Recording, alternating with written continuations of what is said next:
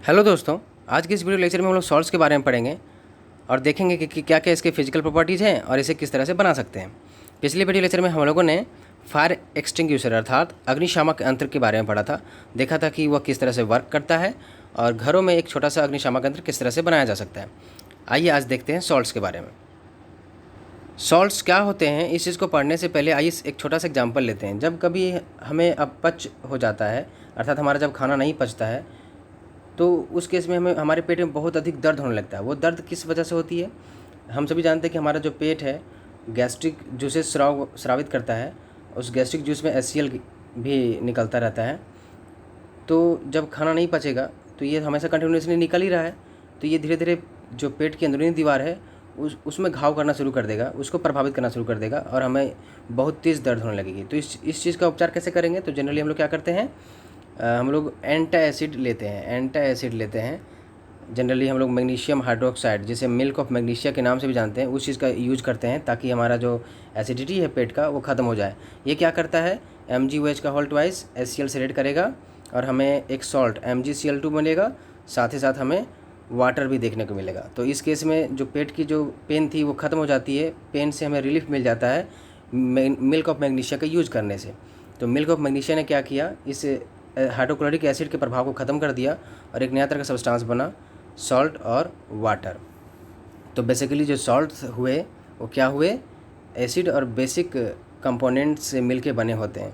एक छोटा सा एग्जांपल और लेते हैं, जैसे कि कभी कभी हमें जब मधुमक्खी काट देती है तो उस जगह बहुत ज़्यादा जलन दर्द होता है।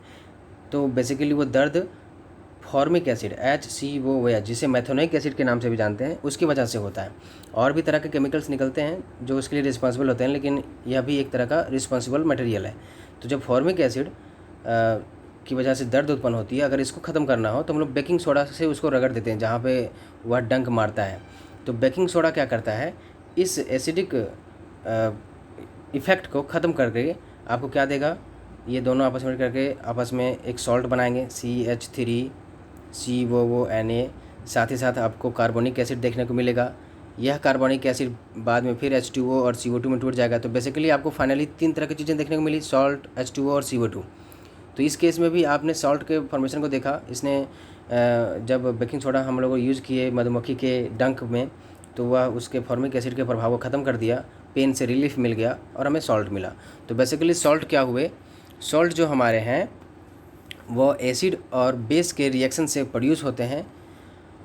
आप बहुत सारे एग्जांपल खुद डिजाइन कर सकते हैं, जैसे कि कोई एसिड ले लें आप, जैसे हमने HCl ले लिया, कोई बेस ले लें आप जैसे कि NaOH ले लिया, दोनों आपस में रिएक्ट करेंगे तो हमें क्या मिलेगा, इसका पॉजिटिव इसका नेगेटिव पार्ट से कंबाइन करके नमक बना लिया NaCl, जैसे हम लोग कॉमन सॉल्ट के नाम से जानते हैं। साथ ही साथ हमें वाटर भी मिलेगा। उसी तरह से आप कोई भी एसिड और कोई भी बेस लेके इस चीज़ को आप सॉल्ट फॉर्मेशन कर सकते हैं। लेकिन सवाल कभी कभी इस तरह से पूछा जाता है कि जो हमारा सॉल्ट बन रहा है वो क्या एसिडिक है या फिर बेसिक है या फिर न्यूट्रल है, वो किस तरह का है, इस चीज़ को कैसे फाइंड आउट करेंगे? तो आइए समझते हैं इस चीज़ को। जैसे कि हमारे पास जो एसिड है मेनली जो है वो हम लोगों ने स्ट्रॉन्ग एसिड और वीक एसिड में इसको डिवाइड किया था। 2 तरह के हैं। बेसिस भी हमारे पास 2 तरह के हो सकते हैं, स्ट्रॉन्ग बेसिस हो सकते हैं, वीक बेसिस हो सकते हैं।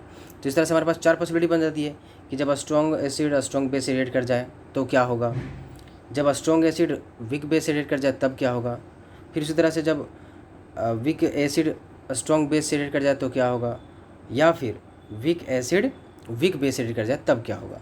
तो आइए समझते हैं बारी बारी से। जैसे एक छोटा सा एग्जाम्पल लेते हैं, केस नंबर 1, जब हमारे पास स्ट्रॉन्ग एसिड हो और वीक बेस हो मान लेते हैं, तो हमें सॉल्ट और वाटर तो देखने को मिलेगा ही, लेकिन जो सॉल्ट बनेगा वो किस नेचर का होगा, एसिडिक होगा या बेसिक होगा या न्यूट्रल होगा। इस चीज़ को कैसे पता करेंगे? तो जैसे कि मान लेते हैं स्ट्रॉन्ग एसिड में हम लोग HCl लिया और वीक बेस में मान लेते हैं हम लोग NH4OH लिया, अमोनियम हाइड्रोक्साइड। दोनों आपस में रिएक्ट करेंगे तो हमें एक सॉल्ट मिलेगा NH4Cl, साथ ही साथ हमें वाटर भी देखने को मिलेगा। तो अब कैसे पता लगाएंगे कि ये एसिडिक है या बेसिक है या न्यूट्रल है? हमारे पास स्ट्रॉन्ग एसिड हम लोगों ने लिया था।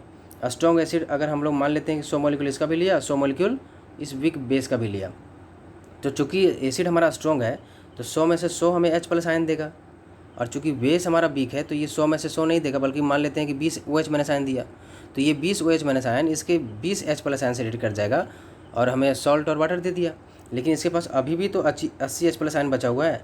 80H+ आयन तो सॉल्यूशन में मौजूद रहेगा, कहीं जाएंगे नहीं। तो सॉल्यूशन में अभी भी 80H+ आयन की वजह से जो सॉल्यूशन है वो कैसा हो जाएगा, एसिडिक नेचर होगा। तो सॉल्यूशन चूँकि एसिडिक है, इसलिए जो हमारा सॉल्ट है वो भी कैसा नेचर का हो जाएगा, एसिडिक नेचर का हो जाएगा। तो कभी भी अगर ये आपसे पूछा जाए कि स्ट्रॉन्ग एसिड वीक बेस से रिएक्ट करेगा तो सॉल्ट का नेचर कैसा होगा, हमारा एसिडिक होगा। जो स्ट्रॉन्ग वाला होता है उसी का नेचर वो सॉल्ट ले लेता है। स्ट्रॉन्ग एसिड हम लोग लिए हैं, इसलिए सॉल्ट का नेचर भी क्या होगा, स्ट्रॉन्ग एसिडिक नेचर का हो जाएगा वो। अगर इस केस को रिवर्स कर दें, यानी कि स्ट्रॉन्ग एसिड की जगह पे वीक एसिड ले लें, मान लेते हैं हम लोग वीक एसिड लिए और हम लोग स्ट्रॉन्ग बेस ले लिए। सॉल्ट और वाटर तो बनना ही है, लेकिन जो सॉल्ट का नेचर का वो किस तरह से डिफाइन करेंगे। जैसे कि वीक एसिड है हमारे पास, जैसे CH3COOH ले लिए, और हमारे पास स्ट्रॉन्ग बेस है जैसे NaOH ले लिए।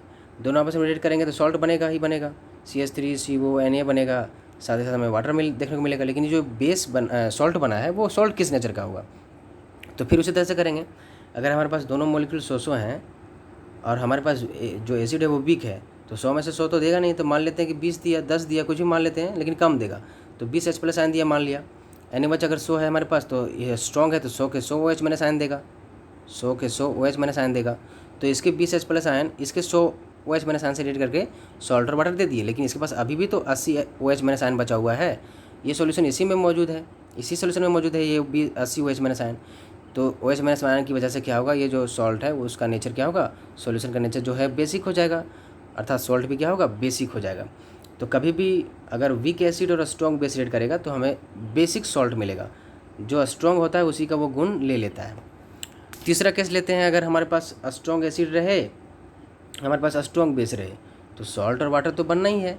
जैसे कि हम स्ट्रॉन्ग एसिड लेते हैं, जैसे कि स्ट्रॉन्ग एसिड HCl ले लेते हैं, स्ट्रॉन्ग बेस जैसे कि NaOH ले लेते हैं।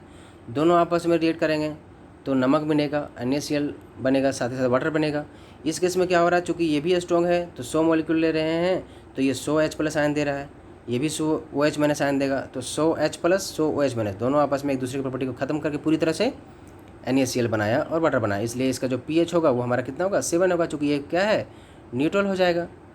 तो इस तरह से हम लोग जो सॉल्ट देख रहे हैं वो सॉल्ट 3 तरह के हो सकते हैं, एसिडिक सॉल्ट, बेसिक सॉल्ट और न्यूट्रल सॉल्ट। आगे क्लासिफिकेशन में हम लोग इसी तरह के बंटवारे को देखेंगे। तो ये पहला तरीका हुआ एसिड सॉल्ट बनाने का। आइए दूसरा तरीका देखते हैं सॉल्ट बनाने का। इसके दूसरे मेथड ऑफ प्रिपरेशन को देखने से पहले एक केस और हमारे पास बच गया, केस 4। अगर हमारे पास वीक एसिड और वीक बेस रहे तब क्या होगा, सॉल्ट और वाटर तो बनना ही है, लेकिन उस केस में जो सॉल्ट होगा उसका नेचर किस तरह से डिफाइन करेंगे। जैसे कि हमारे पास वीक एसिड है CH3COH एसिटिक एसिड, हमारे पास वीक बेस है जैसे कि वीक बेस है NH4OH, दोनों आपस में रिएक्ट करेंगे तो हमें क्या मिलेगा, आप देख सकते हैं यहाँ पे हमें पॉजिटिव पार्ट हमारे पास या NH4+ है, नेगेटिव पार्ट OH माइनस है। यहाँ पे नेगेटिव ये हमारे पास CH3CO माइनस है और पॉजिटिव H+ है। इसका जो पॉजिटिव है इसके नेगेटिव से रिएक्ट करेगा तो हमारे पास NH4COO बन जाएगा। उसी तरह से CH3COO बन जाएगा। और अगर दूसरा प्रोडक्ट की बात करें तो हमारे पास वाटर बन जाएगा। तो इस केस में हम जो हमारा जो सॉल्ट बना है NH4CH3COO, उसका जो आइडेंटिटी है या फिर उसका जो कैरेक्टर है या किस तरह से नेचर को डिफाइन करेंगे, कैसे पता लगाएंगे कि वो एसिडिक है बेसिक है, तो डिपेंड करता है कि जो हम लोग वीक एसिड और वीक बेस लिए हैं वो कितनी मात्रा में टूट करके हमें कितना तरह का आयंस दे रहा है। स्ट्रॉन्ग एसिड और वीक स्ट्रॉन्ग बेसिस में क्या देख रहे थे कि पूरी तरह से टूट रहा था, लेकिन यहाँ पे इनके डिसोसिएशन कॉन्स्टेंट्स के आधार पर हम लोग पता लगा सकते हैं कि कितना मात्रा में दोनों टूट रहे हैं और किस तरह से एक दूसरे को न्यूट्रलाइज कर रहे हैं। तो रिजल्टेंट जो सॉल्ट बन रहा है वो किस नेचर का होगा। हालांकि आप यहाँ भी देखेंगे कि सॉल्ट कुछ मात्रा में बनेगा और वाटर भी देखने को मिलेगा, बाकी जो रहेंगे वो अनडिसोसिएटेड रहेंगे। अब आइए देखते हैं इसके दूसरे मेथड ऑफ प्रिपरेशन को। दूसरे मेथड ऑफ प्रिपरेशन को आप ऑलरेडी प्रीवियस लेक्चर में पढ़ चुके हैं कि जब कोई एसिड मेटल से रिएक्ट करेगा तो हमें सॉल्ट और हाइड्रोजन गैस देखने को मिलता है। इस रिएक्शन को हम लोग डिस्प्लेसमेंट रिएक्शन के तौर पर भी पढ़ चुके हैं। जैसे कि इस रिएक्शन में हम लोगों ने क्या देखा था कि हमारे पास अगर कोई एसिड है, जैसे कि हमारे पास जिंक एक मेटल है और कोई एसिड जो हमारे पास HCl एसिड है, दोनों आपस में रिएक्ट करेंगे तो हमें ZnCl2 मिलेगा, साथ ही साथ हमें हाइड्रोजन गैस देखने को मिलता है। उसी तरह से आप दूसरा एग्जांपल ले सकते हैं, जैसे कि जिंक जब कोई एसिड से रिएक्ट करेगा, जैसे कि सपोज हमारे पास H2SO4 एक एसिड है, दोनों आपस में रिएक्ट करेंगे तो हमें ZnSO4 देखने को मिलेगा, साथ ही साथ हमें हाइड्रोजन गैस भी देखने को मिलेगा। तो यह भी एक तरह का क्या हुआ, डिस्प्लेसमेंट रिएक्शन हुआ। इस रिएक्शन में मेटल ने हाइड्रोजन को रिप्लेस कर दिया। तो इस केस में भी हमें एक तरह का सॉल्ट देखने को मिला। इसे डिस्प्लेसमेंट रिएक्शन भी कह सकते हैं। दूसरे और भी तरह के डिस्प्लेसमेंट रिएक्शंस हमें देखने को मिलते हैं, जैसे कि अगर कॉपर सल्फेट के विलयन में आयरन का कील डाले थे जब हम लोग, तो हम लोग देखा था कि जो विलयन का जो ब्लू कलर है वो गायब होने लगा था। ये जो आयरन है इस कॉपर को डिस्प्लेस करके FeSO4 बना देता था और हमें कॉपर मिलता था साथ में। तो इस रिएक्शन में भी एक तरह का हमें सॉल्ट देखने को मिल रहा है। ये सल्फेट सॉल्ट है, चूँकि यहाँ पे सल्फेट मौजूद है इसलिए सल्फेट सॉल्ट है। उसी तरह से अगर हम लोग ZnSO4 के सॉल्यूशन में अगर आयरन डाल देते थे तो आयरन जो है जिंक को डिस्प्लेस करके FeSO4 बना लेता था, साथ ही साथ हमें जिंक मिलता था। तो इस तरह के जो रिएक्शन हैं वो डिस्प्लेसमेंट रिएक्शन है। डिस्प्लेसमेंट रिएक्शन के द्वारा भी आप सॉल्ट का फॉर्मेशन कर सकते हैं। आइए तीसरा तरीका देखते हैं सॉल्ट को बनाने का। तीसरा मेथड ऑफ प्रिपरेशन, इसके बारे में भी हम लोग प्रीवियस लेक्चर में पढ़ चुके हैं। इस रिएक्शन का इस्तेमाल जो है फायर एक्सटिंग्विशर को बनाने के लिए करते हैं। इसमें से हम लोगों ने क्या देखा था कि जब कोई मेटल कार्बोनेट या बाइकार्बोनेट एसिड से रिएक्ट करता है तो सॉल्ट CO2 और वाटर बनता है। जैसे कि कोई मेटल ले लेते हैं सोडियम, उसका कार्बोनेट Na2CO3 ले लिया, सोडियम बाइकार्बोनेट, या उसका बाइकार्बोनेट ले लिया NaHCO3 ले लिया। जब दोनों को या किसी एक को हम लोग जब एसिड से, जैसे सपोज HCl से ट्रीट कराया तो हमें सॉल्ट मिला NaCl, साथ ही साथ हमें CO2 मिलता है, साथ ही साथ हमें वाटर भी देखने को मिलता है। इस रिएक्शन में भी हम सॉल्ट को बना सकते हैं। यहाँ पे आप सोडियम कार्बोनेट की जगह पे पोटेशियम कार्बोनेट और HCl की जगह पे H2SO4 भी ले सकते हैं। जैसे कि मान लेते हैं कि KHCO3 पोटेशियम बाइकार्बोनेट ले लिया और एसिड के तौर पर H2SO4 ले लिया, दोनों आपस में रिएक्ट करेंगे और हमें K2SO4 देखने को मिलेगा, साथ ही साथ हमें वाटर मिलेगा और हमें CO2 देखने को मिलेगा। इस केस में भी हमें एक तरह का सॉल्ट देखने को मिल रहा है। तो ये तीसरा तरीका है। आइए देखते हैं अगले तरीके की तरफ कि सॉल्ट को किस तरह से बना सकते हैं। अगला जो तरीका है सॉल्ट को बनाने का, अब उसमें देखेंगे कि जब कोई बेस मेटल से रिएक्ट करेगा in the presence of water तो आपको सॉल्ट और हाइड्रोजन गैस देखने को मिलेगा। जैसे कि कोई हम लोग बेस ले लेते हैं, मान लिया NaOH एक बेस ले लिया, जब उसे मेटल जैसे सपोज एल्युमिनियम से रिएक्ट कराया, वाटर भी प्रेजेंट रहेगा तो हमें क्या मिलेगा, सोडियम एल्यूमिनेट NaAl2, साथ ही साथ हमें देखने को मिलेगा हाइड्रोजन गैस। अगर हम एल्युमिनियम की जगह पे जिंक ले लें, सपोज जिंक ले लें, तो हमें क्या मिलेगा, सोडियम जिंकेट। तो इस तरह से सॉल्ट को भी दूसरे तरीके से आप बना सकते हैं। हमने क्या किया, बेस को मेटल से रिएक्ट करा दिया तो एक सॉल्ट आपको देखने को मिला। और भी तरीके हैं, आइए देखते हैं क्या क्या तरीके हैं। जैसे कि हम डायरेक्ट कम्बिनेशन रिएक्शन करा करके, जैसे कि हम लोग लेड और सल्फ़र का आपस में हीट के प्रेजेंस में रिएक्शन कराएंगे तो हमें लेड सल्फाइड PbS हमें प्राप्त होगा। यह एक इनसोल्यूबल सॉल्ट है, वाटर में सोल्यूबल नहीं है।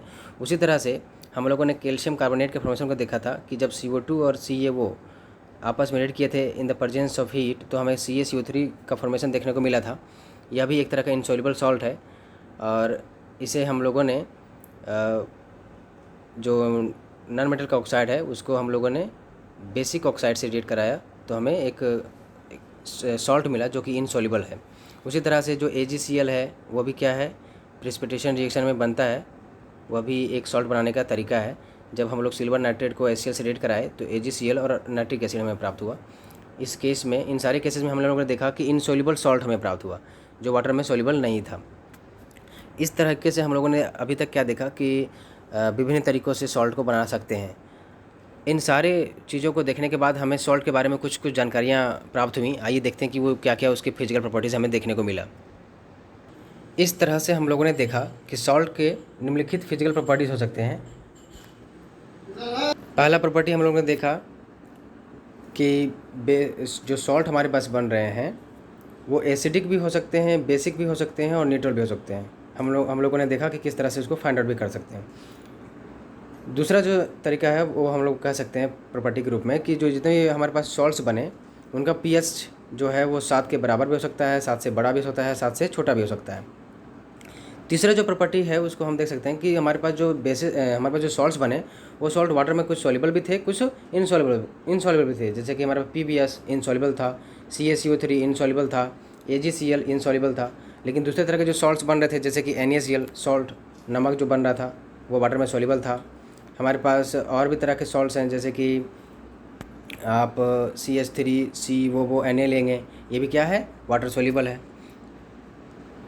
चौथी प्रॉपर्टी की बात करें तो आप पाएंगे कि जितने भी सॉल्ट्स हैं हमारे नॉन वोलेटाइल के नेचर हैं।